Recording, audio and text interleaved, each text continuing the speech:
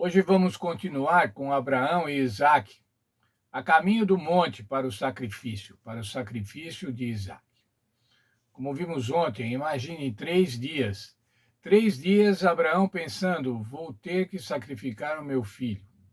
Vou sacrificar o meu filho porque o Senhor falou para eu fazer. Provavelmente o Senhor vai ressuscitá-lo, mas ele não tinha certeza de nada. Ele tinha uma grande dúvida e caminhava em silêncio. Não havia o que conversar, de tão pensativo, de tão preocupado que ele estava. Mas aí, a partir do verso 7 de Gênesis 22, a gente vê que o silêncio foi quebrado. Quando Isaque disse a Abraão, seu pai, meu pai, respondeu Abraão, eis-me aqui, meu filho. Perguntou-lhe Isaque, eis o fogo e a lenha, mas onde está o cordeiro para o holocausto? Veja, é uma pergunta pertinente.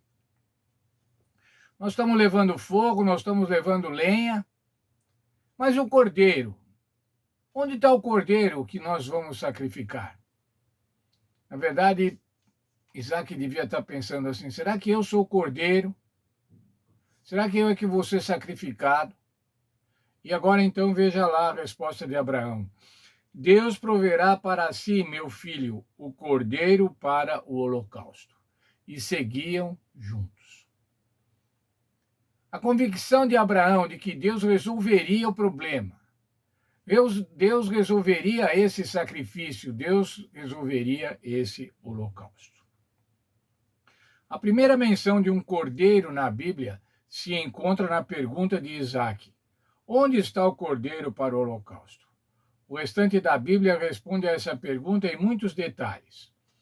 Os outros 38 livros do Antigo Testamento conduzem o leitor por um caminho em que a pergunta de Isaque é respondida com detalhes e de modo progressivo, desde os rituais da Páscoa até a ocupação da eira de Araúna por Davi e assim por diante. A história do Antigo Testamento é pontuada de inúmeras profecias messiânicas que prevêem a ocasião em que a pergunta de Isaque seria respondida plenamente. Então, no Novo Testamento, essa pergunta é respondida quando Jesus aparece em carne e osso, desenvolve um ministério entre seu povo e entrega a sua vida em sacrifício à cruz. O Cordeiro de Deus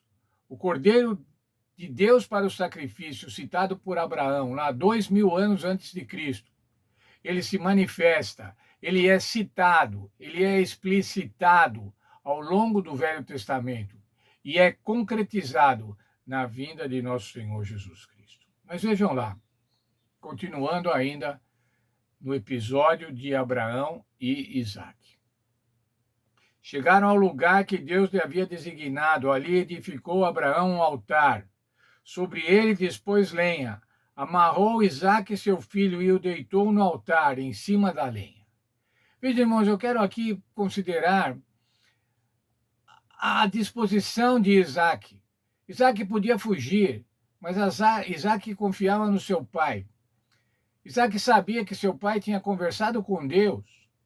Isaque sabia da promessa de Deus e ele se dispôs agora também a morrer.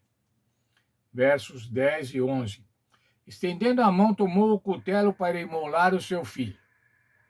Mas do céu bradou o anjo ao Senhor: Abraão, Abraão. E ele respondeu: eis-me aqui. Agora o verso 12.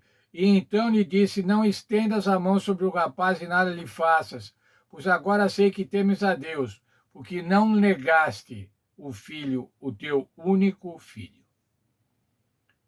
Agora então Abraão tinha entendido, Abraão entendeu o que era sacrificar um único filho. Abraão entendeu o que seria o sacrifício de Deus Pai em Cristo. João Batista respondeu à pergunta de Isaque 2000 anos depois. João 1,36. Eis o Cordeiro de Deus. Eis o Cordeiro de Deus que tira o pecado do mundo. Como diz, onde está o Cordeiro para o holocausto? Foi a pergunta de Isaque. E agora, então, João Batista responde: eis o Cordeiro de Deus.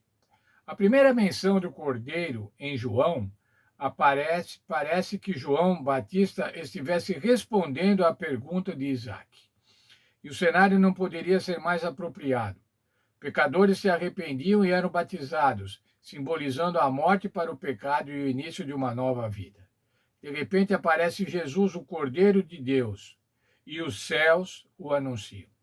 Observe que uma voz do anjo do Senhor também anunciou do céu a solução para o problema de Abraão e Isaque. O anjo que disse para Abraão: não faça nada contra o menino. Agora já sei que você realmente ama a Deus e está disposto a qualquer sacrifício por ele. Mas continuando agora, irmãos, veja aqui o verso 13.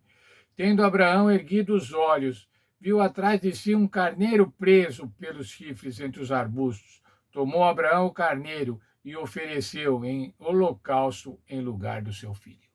O Senhor havia provido agora um cordeiro concreto ali, um cordeiro real, mas o cordeiro espiritual, o cordeiro que salvaria o pecado do mundo. Esse aí era o Senhor Jesus Cristo, que era o evangelho eterno, o sacrifício do Senhor Jesus Cristo. Em lugar do seu filho, ofereceu em lugar do seu filho. O Senhor Deus ofereceu um sacrifício em lugar de cada um de nós. Ofereceu o Senhor Jesus Cristo como sacrifício em lugar dos seres humanos. A solução está somente em Deus. É Deus quem proverá. Foi a resposta de Abraão a seu filho Isaque. É Deus quem proveu o Senhor Jesus Cristo. Veja aqui, irmãos, a consideração que é a nossa lição sobre o verso 8 de Gênesis 22. O autor diz que ele poderia ser traduzido da seguinte forma: Deus se verá como o Cordeiro, o que significa que ele proverá a si mesmo como Cordeiro. Deus proverá o Cordeiro para o holocausto. Quem é o Cordeiro para o holocausto? É o próprio Deus, o Cordeiro para o holocausto. Assim sendo, identificamos Deus como Cordeiro. Portanto, o Cordeiro mencionado aqui, mencionado em Gênesis 22, 8, não é apenas um animal físico que Isaac tinha em mente, mas é o próprio Deus.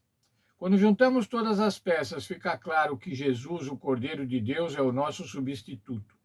Isso ajuda a compreender o Cordeiro morto visto na visão de João lá em Apocalipse 5, dos versos 5 a 10. A esperança da salvação no Cordeiro de Jesus Cristo. Veja a pergunta para meditar que a nossa lição traz. Por que saber que Jesus é nosso substituto é essencial para a nossa salvação? Que esperança você teria se ele não fosse o seu substituto, especialmente no juízo? Eu fiquei pensando, irmãos, como é que nós nos apresentaríamos diante do juízo de Deus sem ter o Senhor Jesus como nosso substituto? Será que as nossas obras resolveriam? Será que nós teríamos certeza da salvação? Teríamos alguma coisa que nos dissesse: eu posso ser salvo com as minhas obras? Nunca, irmãos. Nunca as nossas obras nos justificariam diante de Deus. Porém, o que nos justifica diante de Deus é o sacrifício do Cordeiro, o sacrifício que o Senhor Deus providenciou. Um Deus Cordeiro que veio a esse mundo e morreu para cada um de nós. E eu vou novamente falar para os irmãos, por causa disso, por causa desse sacrifício, desse incrível sacrifício, nós devemos ser eternamente gratos.